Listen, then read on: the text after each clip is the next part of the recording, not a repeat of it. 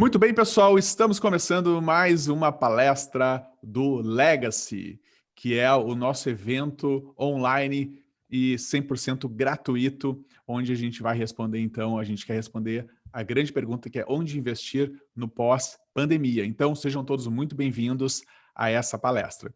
Bom, para quem não me conhece, pessoal, eu sou o André Fogaça, eu sou sócio fundador do GuiInvest. O GuiInvest é a primeira plataforma de investidores em ações que foi ao ar, né, aqui no Brasil. Foi fundado em 2008 e a gente já atingiu aí a marca de 400 mil pessoas participando da nossa comunidade. Bom, esse é um evento, pessoal, que tem a proposta de apontar, então, o melhor rumo para os seus investimentos, né, diante de todos os desafios impostos aí pela pandemia, né, do novo coronavírus. E também pretende ajudar todos vocês com a melhor orientação, dado esse cenário exposto. E para isso a gente convidou especialistas, né, de diversas áreas aí para nos ajudar nessa missão. Então, esse evento, pessoal, ele é organizado então pelo GuiInvest, não é? E também pela Ável, que é o maior escritório digital da XP Corretora, ok? E eu queria, pessoal, dar os parabéns a vocês que estão aqui assistindo mais essa palestra e estão participando do evento. Eu sempre costumo dizer que as pessoas, em geral, querem melhorar suas vidas, querem prosperar financeiramente, mas a maioria não faz nada para isso. E o fato de vocês terem se inscrito para esse evento e estão aqui, nesse exato momento, assistindo essa palestra, significa que vocês são diferentes da maioria, vocês realmente querem algo a mais. Eu quero reconhecer e parabenizar todos vocês por isso, ok? Bom, nessa palestra, pessoal, de hoje, a gente vai tratar do tema de economia, tá? Então, a gente vai falar aqui sobre perspectivas para o Brasil no pós-crise, ok? E eu trouxe aqui, como convidado dessa transmissão, o Martin Kirsten, que é economista aqui do GuiInvest, ele é sócio também do GuiInvest, é economista, mestre em economia, não é? E ele vai, então, falar um pouquinho aí com a gente sobre a visão dele sobre as perspectivas aí para o Brasil, né, pós-pandemia, dado o cenário que a gente se encontra hoje. Então, Martin, seja muito bem-vindo, obrigado por estar aqui com a gente, apresentando aí esse conteúdo bacana para o pessoal. Legal, legal. Valeu, André. Muito obrigado pela presença de todos que estão aqui nos assistindo. Bom, como o André falou, eu sou Martin, sou mestre em economia, formado pela Universidade Federal do Rio Grande do Sul e sou sócio do GuiInvest também. Bom, hoje eu quero trazer de maneira geral assim as perspectivas para o Brasil pós-crise. Como o André pontuou, eu vou dividir a minha apresentação em alguns tópicos mais relevantes. Eu vou começar trazendo assim o contexto de onde nós estávamos, daí vou falar um pouquinho das lições que a gente veio aprendendo aí ao longo desse processo, ao longo da crise, né? Daí vamos discutir também os setores vencedores, assim, alguns setores desempenharam muito melhor do que outros na Bolsa de Valores, assim, tanto operacionalmente quanto na própria, isso refletiu também no resultado na Bolsa, a gente vai falar um pouquinho deles, né? Vamos discutir os riscos que a gente tem à frente, que também não são poucos. Daí eu vou dar mais ou menos eu vou dar minha perspectiva sobre a Bolsa Brasileira, o que eu acho que vai acontecer com ela. Não que eu acho que vai acontecer, né? Mas assim, baseado em alguns dados que a gente reuniu, como é que se distribuem as probabilidades nesse momento, né? E, por fim, dadas essas probabilidades que estão postas, eu vou expor aqui um pouquinho também o que é importante de se ter no portfólio nesse momento, tá, gente? Então, é isso, André. De novo, agradeço a oportunidade, estou bastante feliz de estar aqui no Legacy, está sendo muito legal reunir todo esse pessoal nesse evento. Acho que quem tem a ganhar com isso é o investidor, é o pessoal que está assistindo. Muito bem. Bom, gente, então, assim, o que acontece, né? Até final de 2019, a gente estava vindo de um contexto assim de algum otimismo, a gente tinha acabado de aprovar a reforma da Previdência, a gente estava com aquele cenário de juro baixo combinado com uma inflação controlada, que é ótimo. A gente já tinha uma estimativa de que o quadro fiscal também estava numa trajetória de melhora, não só pelos dados que vinham se apresentando, também como perspectivas de reformas, de atividade, enfim. E parecia que também pela primeira vez agora em 2020, né, a gente teria um PIB crescendo um pouquinho mais, né? Para quem não sabe, em 2015 e 2016, a gente teve 2 anos de recessão em que o PIB teve uma queda de 13,5% nesses 2 anos. Depois a gente teve 3 anos seguidos que o PIB cresceu só 1%. Então, quer dizer, a gente teve 5 anos aí no agregado, esses 5 anos a gente perdeu, né? Então, e se a gente pegar 2014 também cresceu só 0,5%. Então, a última vez que a gente tinha visto uma alta mais expressiva do PIB tinha sido em 2013, quando o PIB cresceu 3%.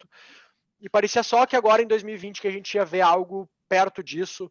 A estimativa é que a gente tivesse ali um crescimento de cerca de 2,5%.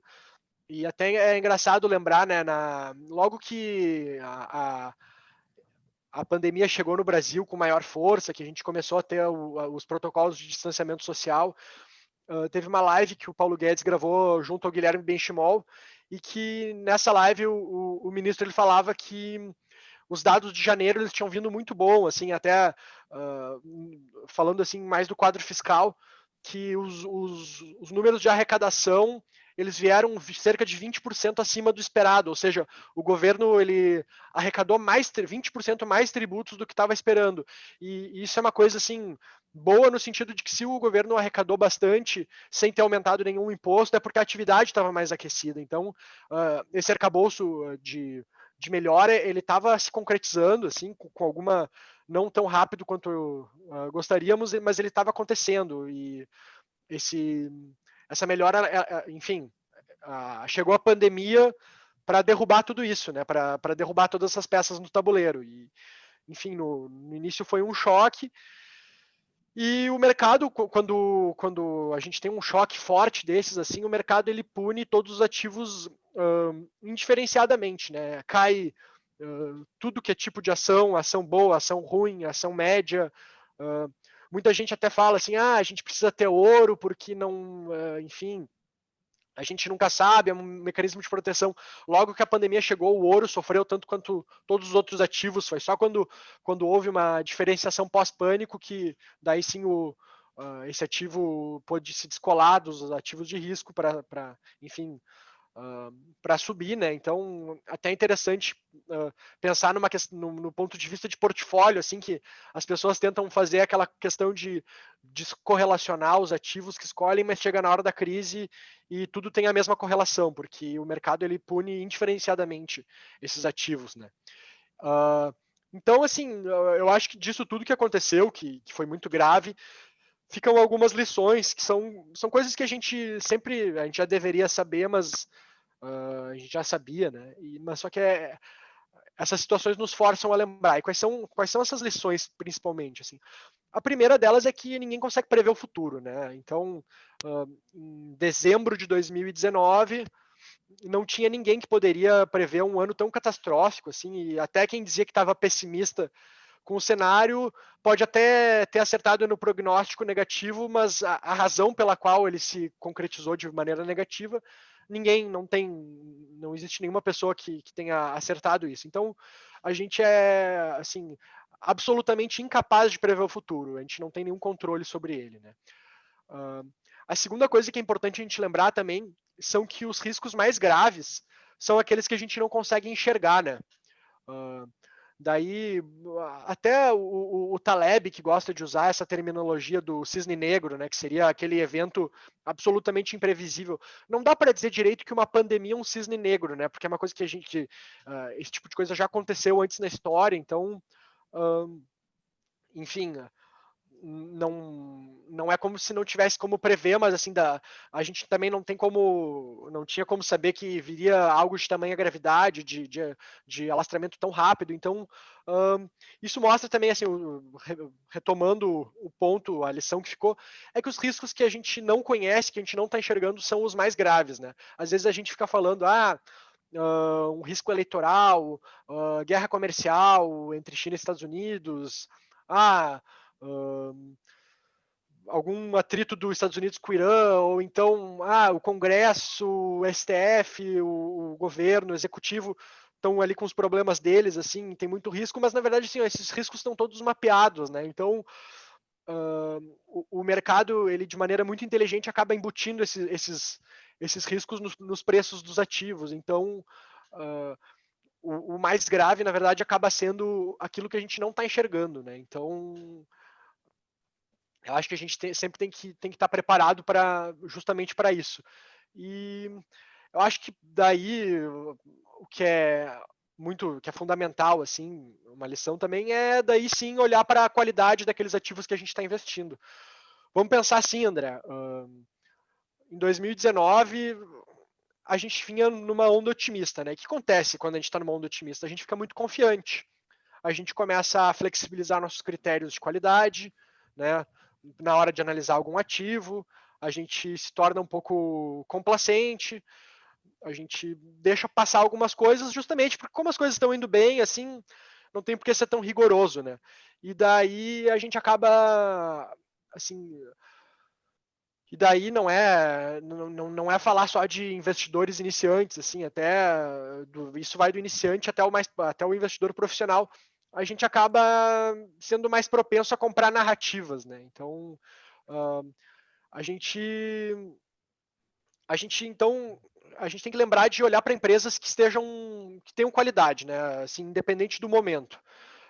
E na hora que a gente olha para um ativo, em qualquer momento, não é só agora, que as coisas aconteceram, não adianta só a partir de agora fazer as coisas certas, né? Claro, quem está começando agora tem que fazer tudo certinho, mas essa lição de casa, ela tinha que ter sido feita desde antes e, enfim, fica o recado para quem está começando agora, já começar com o pé direito, sempre olhando para a qualidade dos ativos que está investindo. Então, assim, quando a gente está olhando para uma empresa, a gente tem que olhar, será que essa empresa está preparada para um teste de estresse, como a gente teve com o novo coronavírus, né? Então, será que essa empresa ela está preparada para ter 1, 2, talvez 3 anos muito ruins e ainda assim depois parar de pé, sabe? A gente vê muita gente às vezes investindo em papéis que a justificativa é a seguinte, né? Esse papel aqui ele não tem tanto fundamento, mas se ele vender algum ativo aqui e ali, se ele renegociar tal dívida, se ele, enfim, se chegar uma outra empresa e adquirir ela, então assim, tem muita gente que acaba comprando um case muito baseado numa narrativa que na verdade assim, é acreditar num alinhamento de astros e que não que não possa acontecer, mas a probabilidade disso acontecer da maneira que se espera é pequena, né? E com isso, quem acaba se concentrando muito nesse tipo de caso que acaba se frustrando, que acaba quebrando na bolsa. Enfim, a gente tem casos como...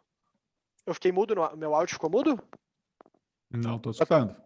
Tá me escutando Estou certinho? escutando. Eu Sim, sim. achei que eu tivesse ficado mudo aqui, desculpa. Mas Deixa eu enfim, só fazer um comentáriozinho, né, Márcio? Eu acho interessante que tu comentou antes a respeito desse excesso de otimismo que a gente estava tendo no mercado, né? Vamos só olhar para um passado recente e lembrar o que estava acontecendo, né? Em 2019, a gente teve uma virada de ano muito expressiva, tá? Com a eleição, né? Com a eleição do Bolsonaro entrando para o governo, né? Seguindo essa linha aí né, essa agenda liberal. essa agenda mais liberal, Paulo Guedes com promessas muito boas para o mercado, né, muito pró-mercado. Então teve um excesso de otimismo muito grande ao longo do ano de 2019, especialmente no início do ano, foi assim tanto que a bolsa subiu absurdamente naquele período, estava todo mundo acreditando que a coisa ia deslanchar. E aí nós tivemos exatamente um ano depois, né, essa situação onde ainda havia um otimismo bastante elevado, e aí nós tivemos esse momento, né, que impactou o planeta inteiro, né, essa situação. Então foi algo totalmente inesperado. Então a gente os investidores vinham de um excesso de otimismo e de confiança no crescimento da economia brasileira e da bolsa de valores e tudo mais. E aí nós tivemos esse evento aí, assim, nunca antes visto, né, na história recente das pessoas aí. Ninguém que estava vivo, ninguém vivo já tinha presenciado algo desse tamanho, né? Então, Exato. realmente pegou todo mundo de surpresa e, enfim, as consequências foram bem drásticas, né? Tanto do ponto de vista sanitário quanto do ponto de vista das mudanças que que foram muito rápidas, né? A questão de adaptação do pessoal indo para home office, todo mundo se fechar em casa, só está liberado para atividades essenciais, da própria questão de entender a dinâmica do vírus, para saber quais protocolos eram importantes de serem seguidos, né? Então, tudo isso, assim, principalmente no início, pegou o pessoal muito de surpresa. E claro, hoje, ainda que a pandemia não tenha acabado ainda, a gente já se sente assim mais adaptado, né? As coisas parecem que aos poucos estão voltando ao normal também.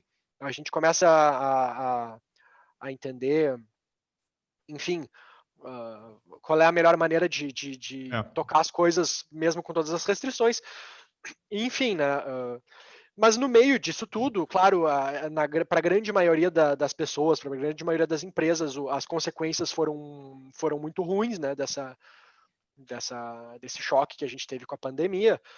No entanto, a gente teve setores vencedores, né, André? A gente teve empresas pontuais e setores pontuais que não só desempenharam bem, mas como a própria crise, na verdade, ainda alavancou a operação delas. Isso ficou muito centrado nas big techs norte-americanas, né? Então a gente viu assim muito rápido até o próprio S&P batendo novos recordes.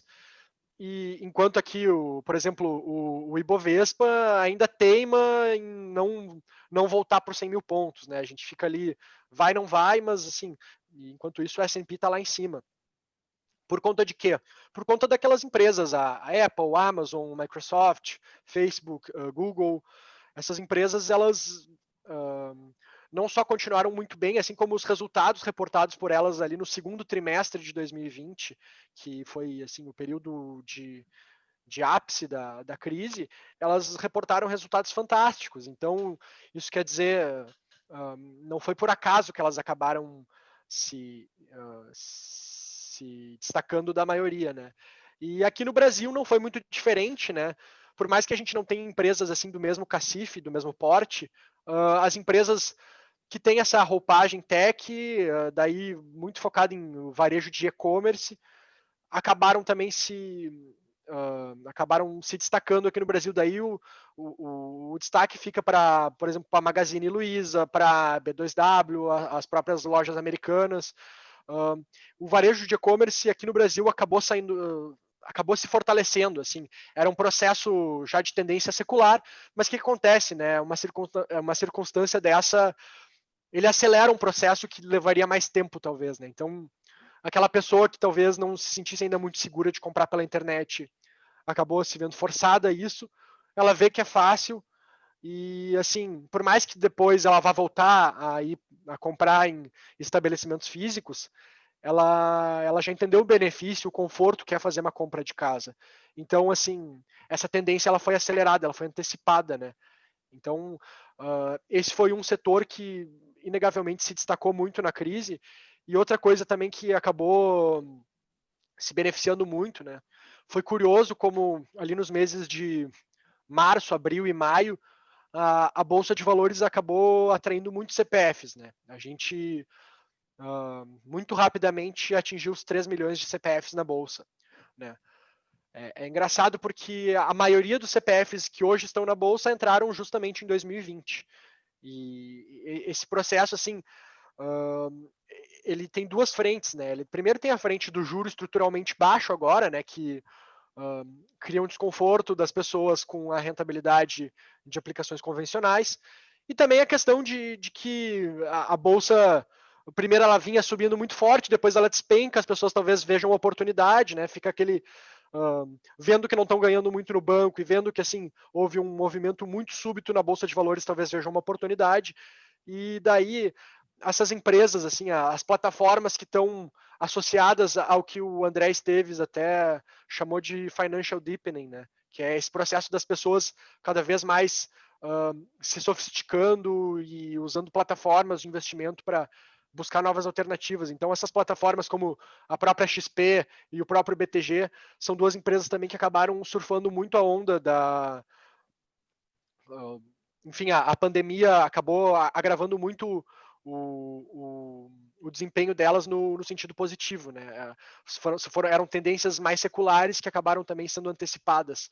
Então essas empresas acabaram tendo destaque. Daí tem algumas questões mais pontuais, assim, né? O que a gente viu, né, André?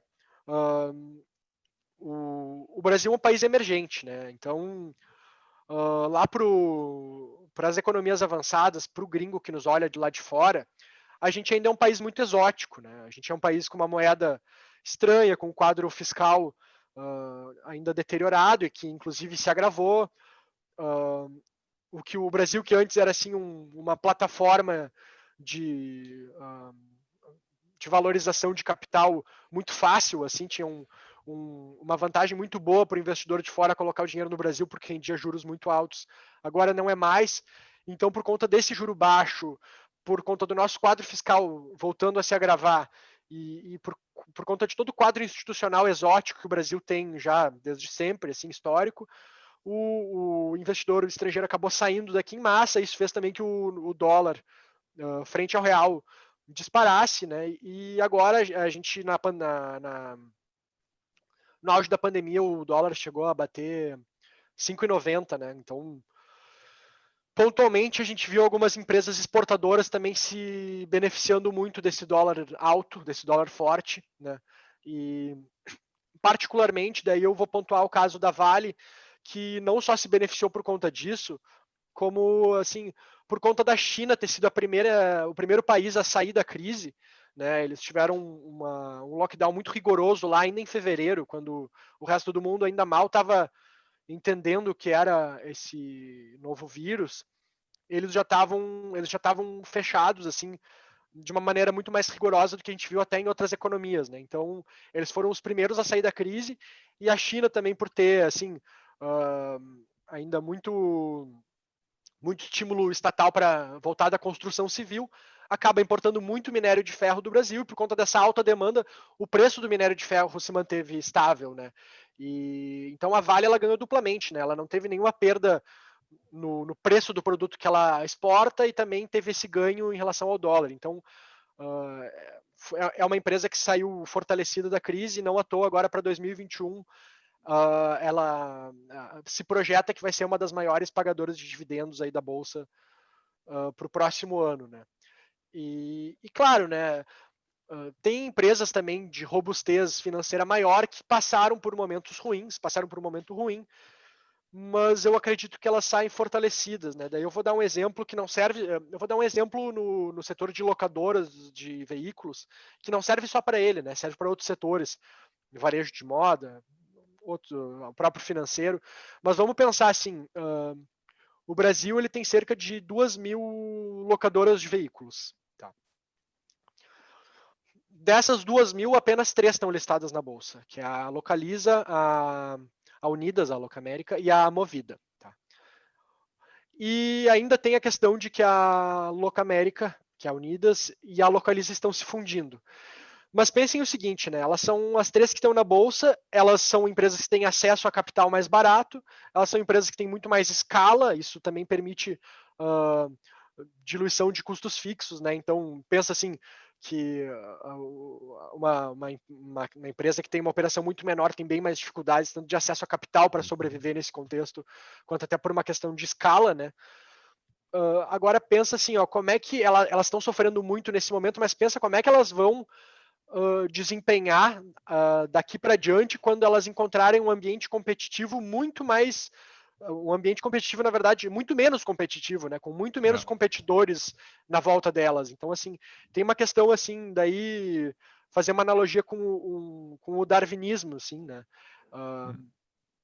Elas têm uma capacidade de adaptação muito maior a esses cenários. Então, empresas com solidez financeiras, empresas que dispõem de uma solidez financeira robusta, por mais que elas venham a sofrer no curto prazo, nos próximos anos elas tendem a encontrar esse cenário favorável para elas, e isso aí tende a se traduzir talvez em resultados melhores e que não viriam se não tivesse acontecido a pandemia. Então, isso assim, é interessante olhar por esse lado, né? Por isso, de novo, né, a gente gosta de reforçar bastante o porquê de investir em boas empresas, né? Uma empresa que talvez estivesse assim com uma condição financeira mais frágil e que assim, a perspectiva é boa, ok, mas daí chega um choque desses e destrói qualquer plano, né André? Exato.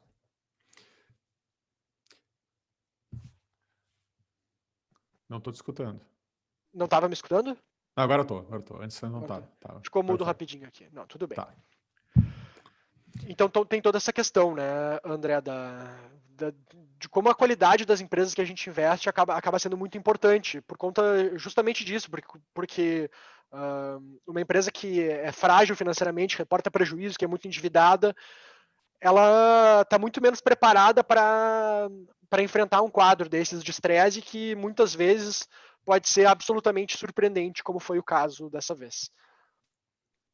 E É exatamente isso aí, né? Esses momentos de crise, eles criam oportunidades incríveis para algumas empresas, né? Então a gente não pode olhar apenas pro lado ruim, né? No sentido de que todo mundo vai se dar mal, todas as empresas vão se dar mal. E, na verdade, algumas se dão bem até nesses momentos, né? Então podem surgir grandes oportunidades, né?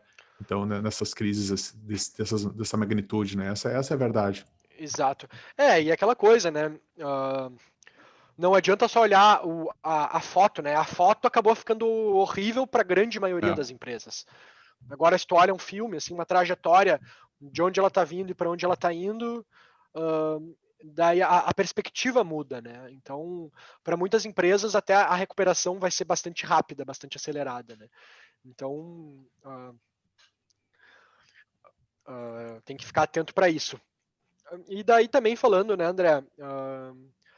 Não só disso, a gente estava abordando uma questão mais micro, né, das empresas da bolsa particularmente. Agora, olhando para um quadro mais macro, a gente também tem alguns riscos à frente, né? Que na verdade, assim, o que aconteceu por conta da pandemia? O quadro fiscal do Brasil, que não era bom, agora degringolou de vez, né? A gente possivelmente vai atingir aí uma marca talvez psicológica de dívida PIB, uma relação de dívida PIB de 100%, né? O que é bastante alta, é bastante elevada para um país emergente como o Brasil. Então, isso aí levanta alguns sinais de alerta, né?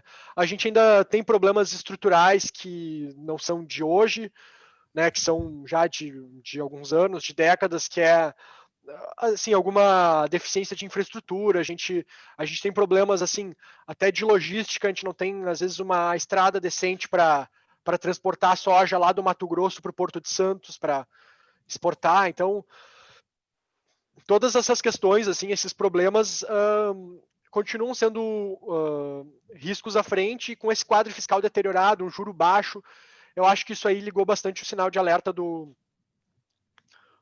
investidor estrangeiro nos últimos tempos, né?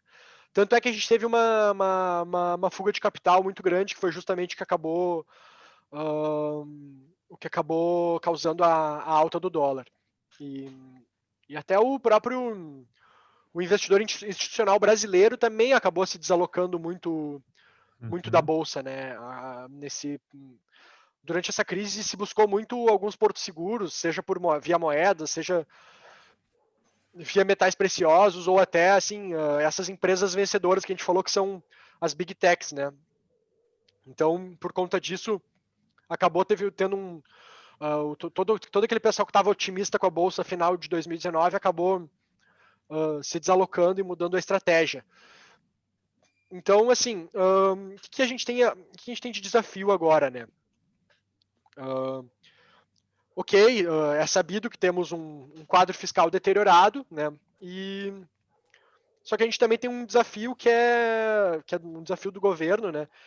Que é atender a grande maioria da população que ficou muito fragilizada com essa crise, né?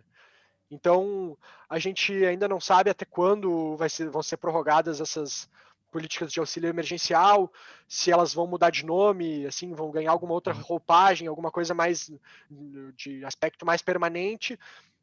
E em paralelo a isso, assim, tem toda a questão de respeitar o teto de gastos. Então, vai ter ali uma disputa por espaço no orçamento. Cada real agora vai ganhar uma disputa por espaço dentro do orçamento para poder atender ao máximo a população, não desguarnecer a população, ao mesmo tempo que se cumpre a regra, né? Se cumpre a emenda constitucional de respeitar o teto de gastos, que é não crescer as despesas além da inflação do ano passado. Então, assim, manter o gasto público em termos, manter estável ele, assim, não deixar ele subir mais do que a inflação. Então, só que diante disso, né, André, a gente tem um dilema também. Essa melhora fiscal também, ela pode estar muito associada a uma recuperação econômica, né? Porque assim, no momento que está todo mundo fragilizado, fica difícil talvez assim de uma minoria talvez puxar esse crescimento econômico, porque, enfim, as empresas elas só se dão bem quando está todo mundo consumindo. E se as pessoas estão sem renda, elas não consomem, as empresas não têm como ir bem, né? Então, existe um dilema que, eventualmente, uma retomada da atividade seja uma consequência de algum estímulo fiscal. Então, assim, para melhorar o quadro fiscal, a gente precisa de retomada da atividade, mas talvez para a retomada da atividade a gente precise de algum estímulo fiscal e que no curto prazo significaria uma piora fiscal. Então, assim, a gente vai, o grande desafio que se impõe agora é ver como é que o governo vai lidar com tudo isso, né? Então, não é complexo, aliás, desculpa, é muito complexo, não é nada trivial. E vamos ver, né? Não é uma coisa que vai ser resolvida, obviamente, em 1 ou 2, talvez nem 3 anos. É uma herança que a gente vai ter aí pelos próximos anos e talvez se estenda aí pela década inteira que está por vir. E Martin, uma pergunta bem direta. Como é que tu vê a questão da taxa Selic, tá? Da taxa de juros? O que tu enxerga de perspectiva? Será que a gente pode pensar que essa taxa vai se manter baixa durante muito tempo ou num curto espaço de tempo ela já pode começar a voltar a subir? Como é que tu enxerga isso? Perfeito, muito boa pergunta, André. Assim, estruturalmente eu acredito que a Selic vai continuar baixa, tá? Por exemplo, ela bateu 2% e agora a gente até teve problemas assim do próprio Tesouro, que teve que aumentar o prêmio dos títulos públicos, a gente teve rentabilidade negativa no Tesouro Selic, né? Então, quer dizer, até por conta de um risco cambial também, o dólar pode descolar isso aí, uma eventual alta do dólar pode impactar nos preços, na inflação, né? E por conta disso é natural também, até pela própria retomada da atividade, é natural que a gente vai ter que devagarinho subir essa taxa Selic de novo. Então, assim, podemos voltar ali para os 3, 4, quem sabe 5%, mas essa taxa Selic ela tende a se manter estruturalmente baixa. Então, assim, uma taxa de juros de 5% estrutural para o Brasil já é muito bom. Assim, ela é uma taxa que não inviabiliza projetos e também é uma taxa que dá para, de maneira saudável, para o Banco Central passar uma mensagem que está preocupado com o controle da inflação. Então, assim, voltando, assim, concluindo, não tem como manter nos 2%, né? Isso aí é uma taxa de juros muito circunstancial e é uma taxa de juros praticada só por economias avançadas. A gente ainda não está nesse patamar, mas estruturalmente acredito que não tenha como voltar para aqueles 7, 8, 9, 10% de antigamente. Então, mantendo aí a taxa em um dígito, ali em torno de 4, 5, 6, para o longo prazo já está muito bom para o Brasil. E daí... Bom, gente, agora estamos chegando próximo do fim, né? Claro que, como eu falei, o quadro ele não é simples, ele não é nada trivial, ele tem muito mais desafios assim do que propriamente assim uma estrada pavimentada para a gente melhorar. Agora, assim, como é que fica a bolsa brasileira no meio disso tudo? Pode parecer assim, nossa, do jeito que tu falou, parece que a bolsa brasileira vai se dar mal. Mas daí eu acho que é o contrário, né? Primeiro, porque Bolsa Brasileira e PIB, elas não são coisas que têm correlação alguma. Na verdade, até pode ser mais comum a gente ver o contrário do que uma correlação positiva.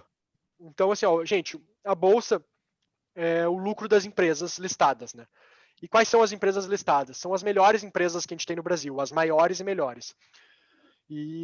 Então, assim, o índice Bovespa, que é o que registra assim, a média do desempenho dessas ações, ele também pega assim as empresas de maior porte. Então, assim, a gente está falando para o índice Bovespa ir bem, a gente está falando ali, tipo, talvez de menos de 10 empresas que acabam pesando mais. Então, assim, o índice Bovespa vai para onde for o lucro dessas poucas empresas listadas, assim. Então, depende muito mais disso do que propriamente do PIB, né? Se a Petrobras, a Vale, a Ambev, Itaú, Bradesco e Banco do Brasil forem muito bem, a bolsa vai bem, mesmo que todo o resto esteja degringolando, né? Isso esse é o panorama.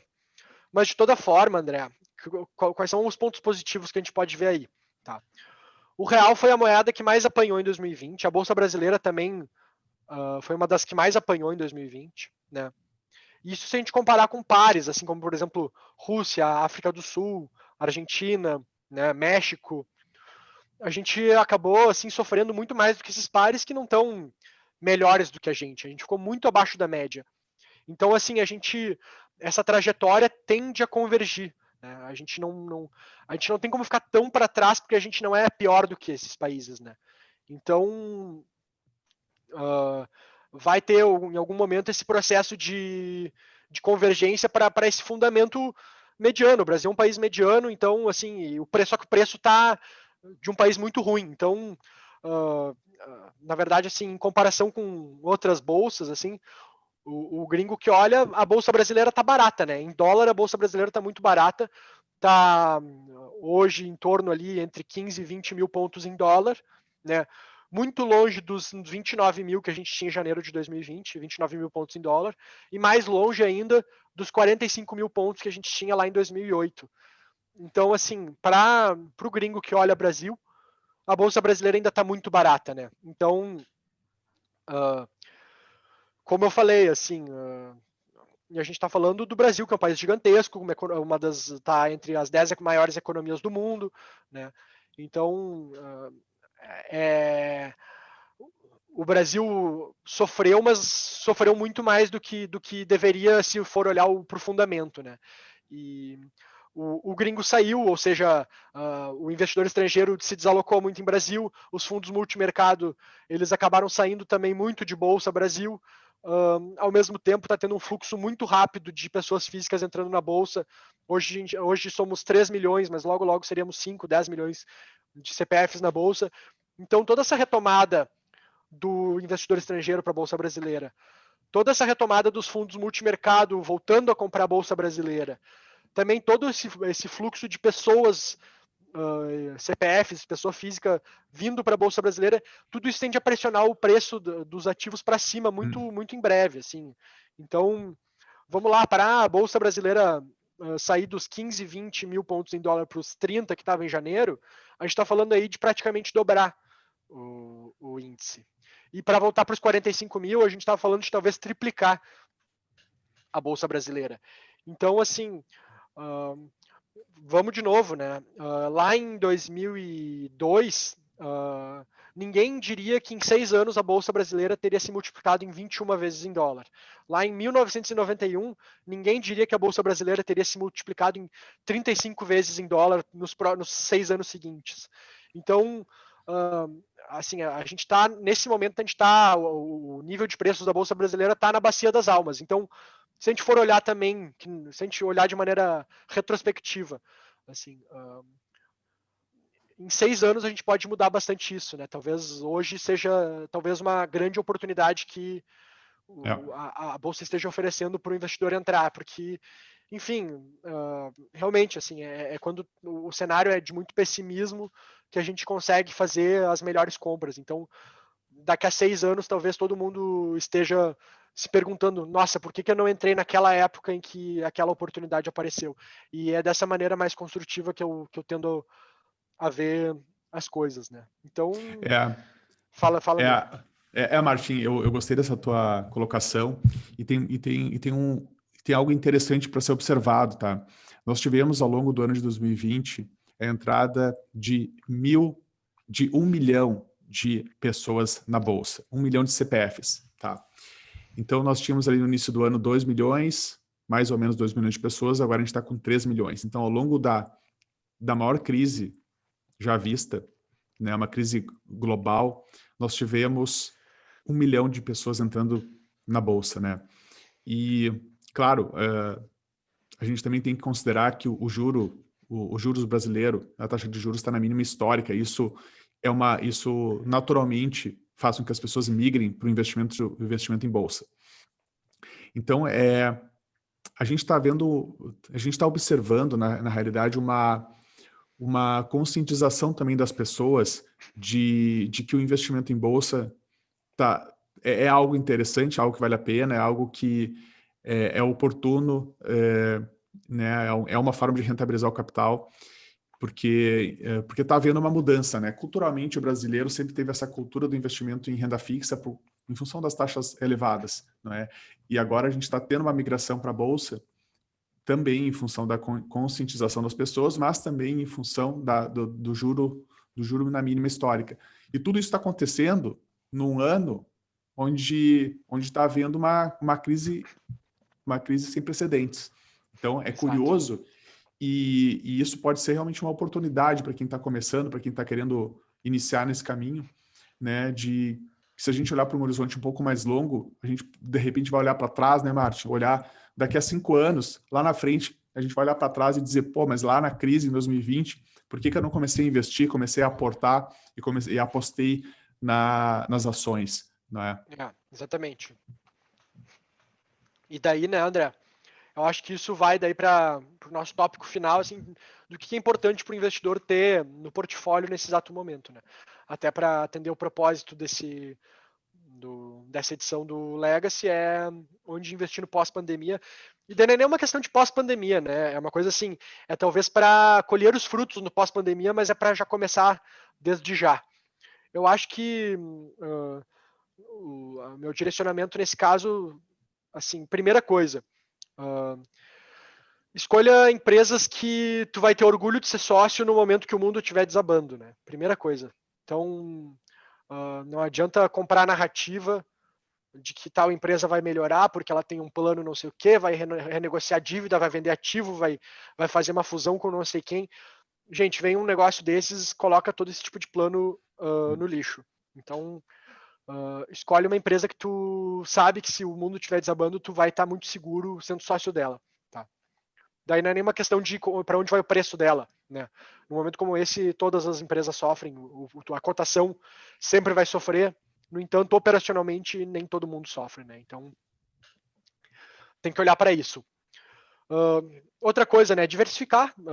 Não ter só uma ação, né? Ter várias empresas boas.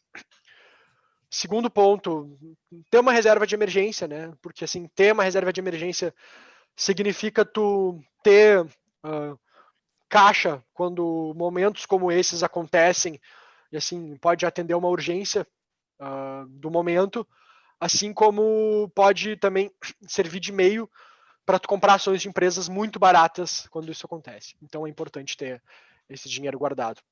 Se quiser ter uma proteção, ouro, dólar, essas coisas, investimento fora, é legal ter também, mas mais do que qualquer coisa, é manter o processo simples e assim, de novo, assim, tu andar com ativos que tu vai te sentir de estar confortável com eles no pior momento. Eu acho que esse é o grande mote. E a segunda coisa, assim, é não especular, porque, de novo, assim, eu me preocupo muito com esse pessoal que está começando. Infelizmente, a gente sabe que nem todo mundo entra pela razão certa.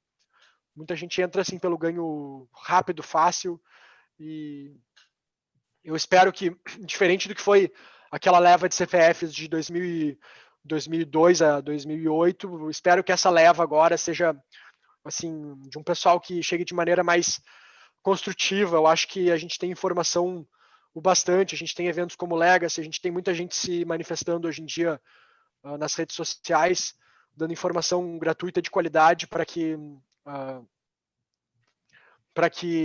o pessoal se informe e consiga investir com consciência.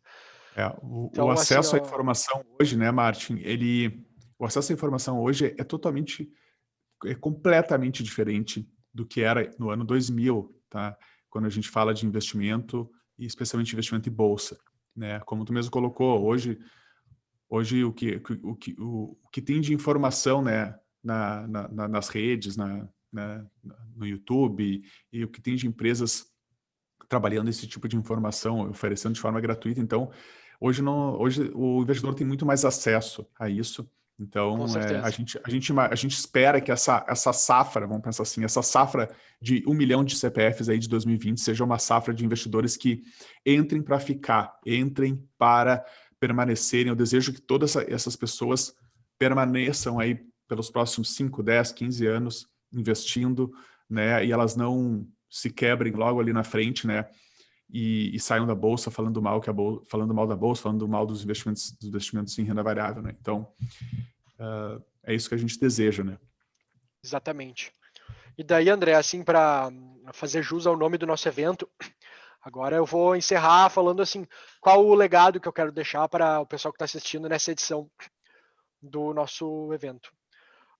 Na verdade, são dois, né? O primeiro é que eu quero realmente fazer um convite aqui para todo mundo que não investe, ou para quem já investe, assim, mas que tentem fazer isso por conta própria. Assim, eu acredito muito bem que as pessoas têm condições de fazer isso por conta própria e fazer muito bem feito, né?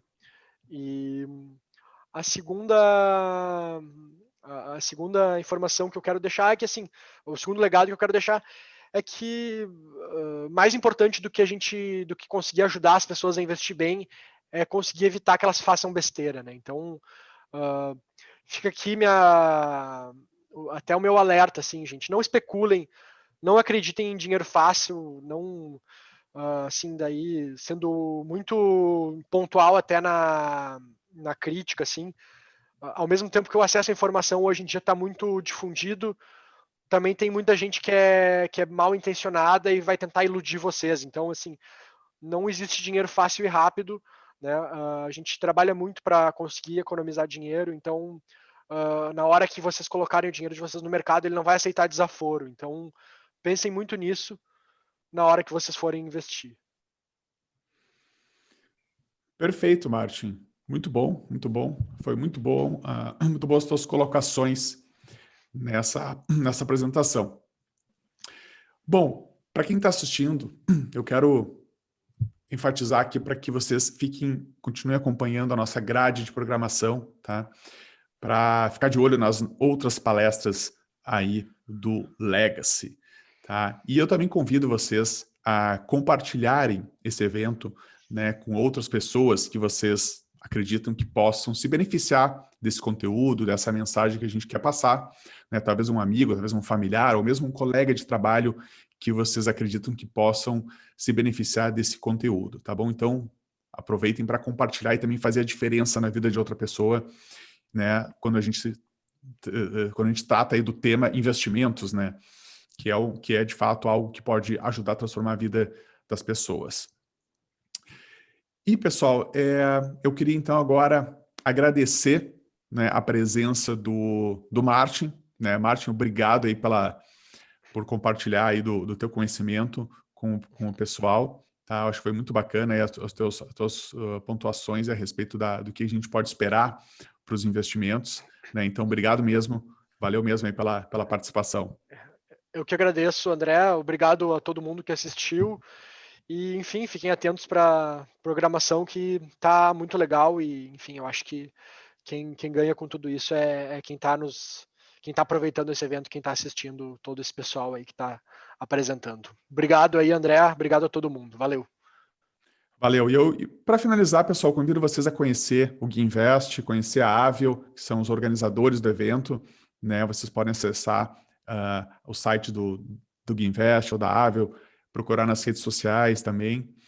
E a gente fica por aqui, então. Eu agradeço a presença de todos e vocês, então, fiquem aí acompanhando a nossa programação, que nós temos mais palestras acontecendo aí na primeira edição do Legacy. Valeu, pessoal. Até a próxima.